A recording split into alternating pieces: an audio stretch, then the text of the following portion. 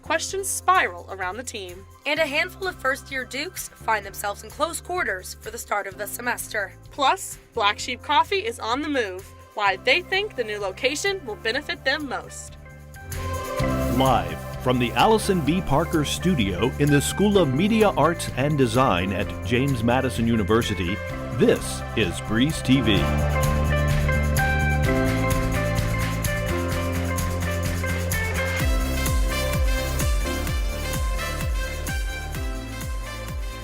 Thank you so much for ending your day with us. After some technical difficulties last Friday, we're back. I'm Zoe Mowry. And I'm Maggie Rickerby. COVID-19 cases are once again on the rise across the nation. Since June 1st, Virginia, including the Harrisonburg area, saw 588 cases. The highest number of cases were those aged among 70 to 79, 60 to 69, and 20 to 29. Just in the last week, Virginia hospitals saw a 2.17% increase in ER visits that resulted in a COVID-19 diagnosis, which is about 27% higher than the week before. With flu season right around the corner, the Provost and Senior Vice President for Academic Affairs, Heather Coltman, and Vice President for Student Affairs, Tim Miller, sent an email to students last week on how they can keep themselves healthy and manage attendance for the months to come.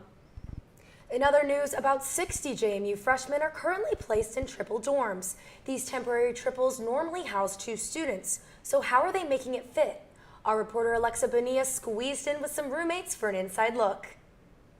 Three's a crowd in the triple dorms of Chandler Hall. The morning of room selection, I got an email telling me that there were no rooms available and then they'll have more information later. In these temporary triples, 3 students bunk together in a room meant for 2. I mean, at first my dad was pretty upset. He was like, oh, like we're wasting money, My mom was she was positive, optimistic about it. Students living in triples receive a $300 housing credit to make up for their struggles. However, these roommates in Chandler Hall haven't found any deal breakers in their living situation. It doesn't really change much, It's just the room slightly more cramped.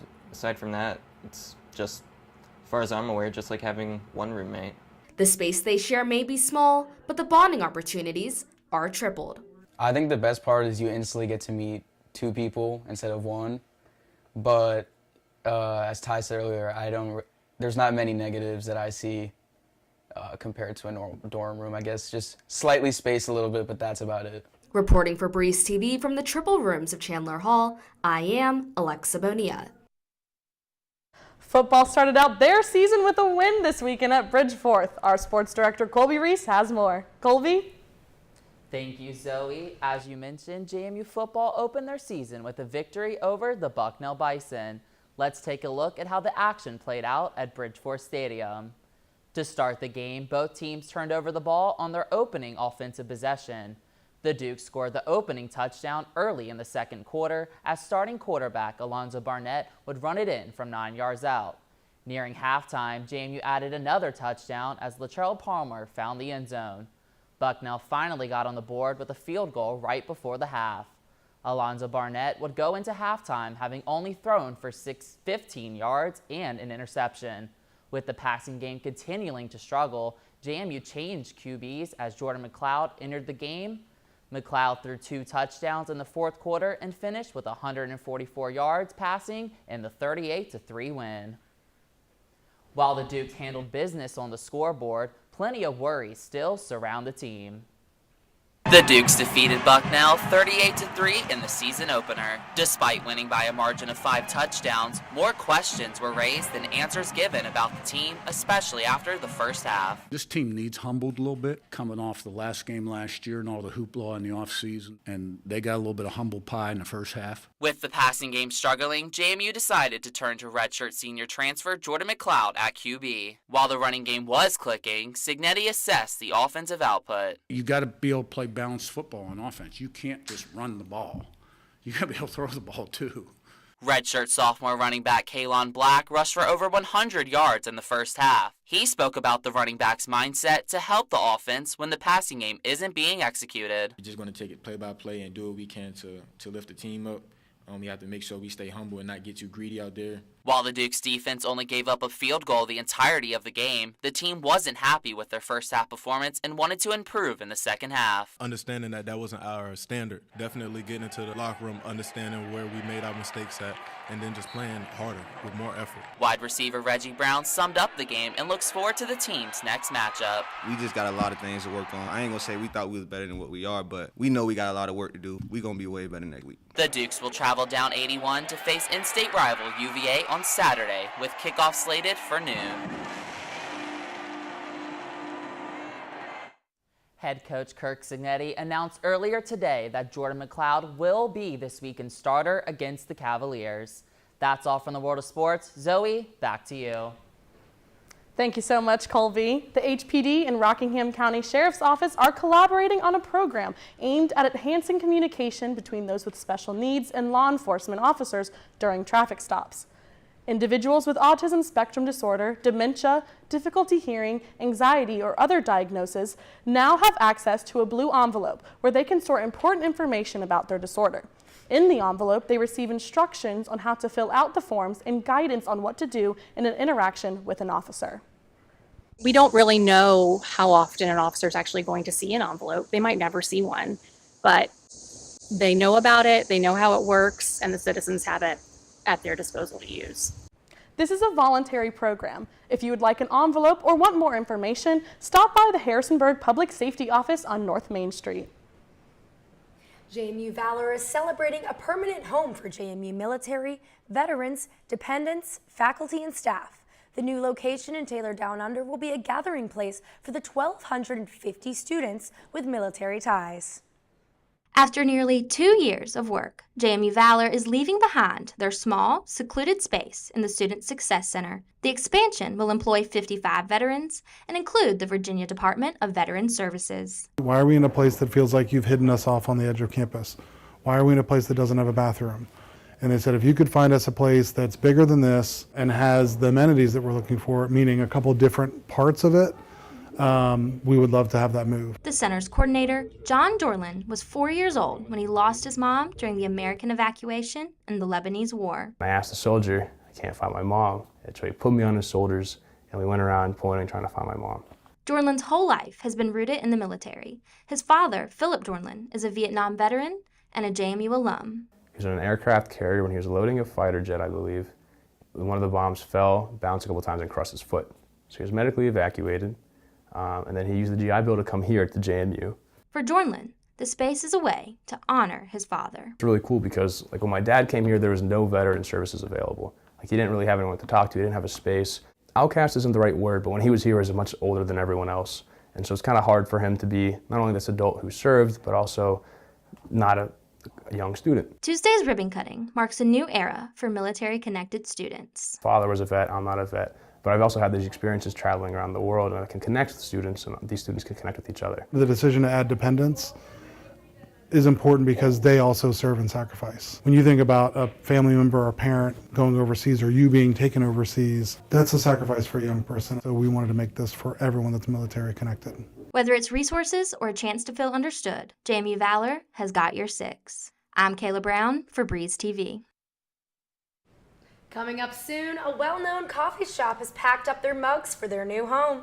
And one JMU alum took his voice from the Valley to one of America's biggest stages. And how one student-led project reaches new heights with NASA. Stick with us.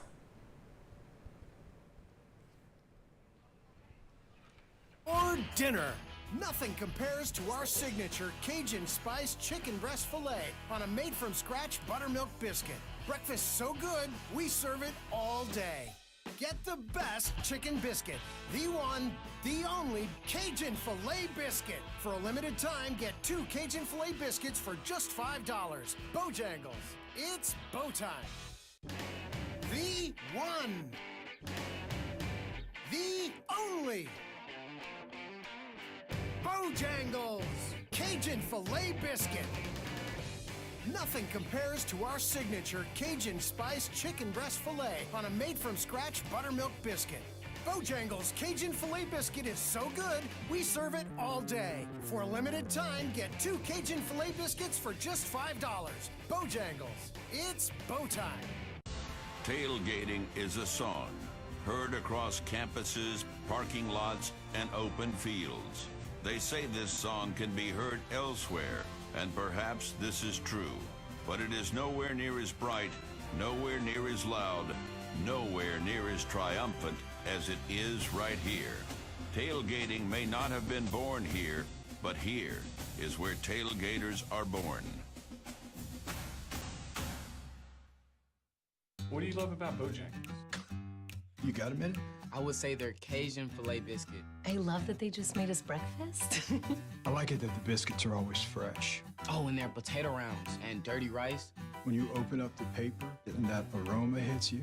Blueberry biscuits, seasoned fries, chicken supremes, Cajun pinto, sweet tea, mashed potatoes, roasted chicken bites. Head to Bojangles for a Cajun filet biscuit. The best chicken sandwich is our Cajun filet biscuit. Bojangles, it's Bo time. This is Breeze TV.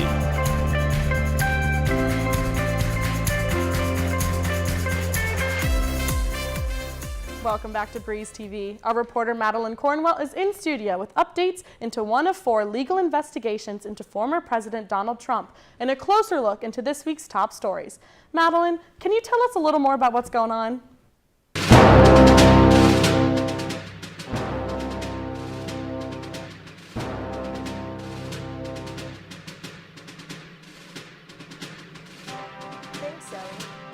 Trump has pleaded not guilty in the Georgia election subversion case. Court documents found that former president inflated his net worth by as much as $2 billion. The findings stem from the New York Attorney General's office civil fraud lawsuit into the former president and his 3 children. This comes just days after his former lawyer, Rudy Giuliani, was found liable for defaming Georgia election workers, and a week after Trump and his allies surrendered for arrest in Fulton County, Georgia. Senate Minority Leader Mitch McConnell appeared to freeze up again after being asked if he planned to run for re-election earlier this week.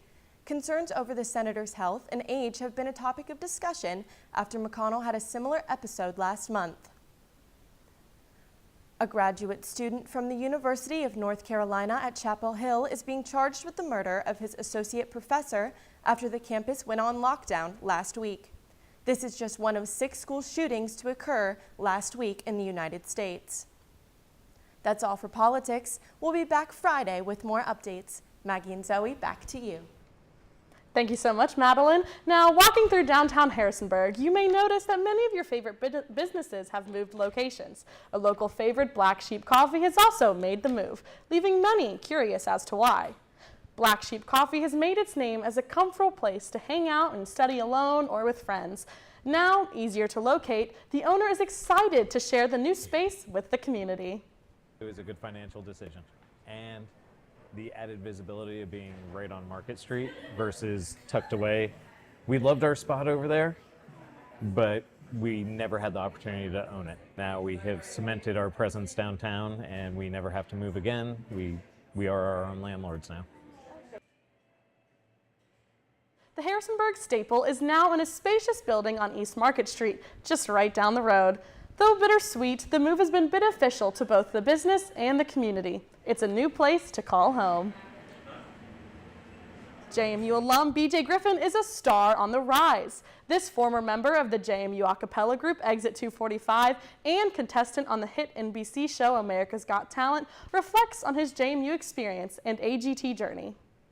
JMU set me up with an amazing foundation. I mean, not only as a music major, but also I was in a cappella. So that's when my performing career was really born. From the judges, but didn't make it through the cut to the live shows. After the deliberation round, but Griffin is not giving up. Album, so I'll be releasing an album early next year, and I'm just so excited about it to share my music with the world. Can JMU students contribute to a real NASA mission? Well, the Madison Aerospace Club did just that. They designed, built, and tested a saver vehicle that could be used to save an astronaut in an emergency situation. The club competed in NASA's Micro G Next competition in Houston with 15 other universities this summer. NASA's website says the goal of the competition is to create solutions to current space exploration challenges. Members of the club said the autonomous boat uses radio direction to provide rescue supplies to astronauts landing in the water. The vehicle was successfully tested in the Neutral Buoyancy Lab, where astronauts train in a 40-meter pool. All the hard work that we put in, honestly, I think that's really pushed me at least closer to my goal of being an aerospace engineer. And I hope that it's helped a lot of the other club members propel themselves towards their desired career in engineering. The club includes a variety of majors. Members said the experience was a great opportunity to work together to apply lessons from the classroom into a hands-on project. You know, it didn't really matter if you wanted to be an astronaut or you wanted to be a computer programmer. You had a role in the team, which I thought was really, really cool. And what a great opportunity to be able to apply what you learn in the classroom into a space like NASA. Well, Maggie, great time. So excited to be back at the desk with you. I know, I'm so excited. I know it was a short show today and it's pretty abnormal to have it on a Monday, but you know, we had those technical difficulties last week. So thank you all so much for tuning in, and we'll see you on Friday, the same time, same place. Take care of yourselves, Dukes.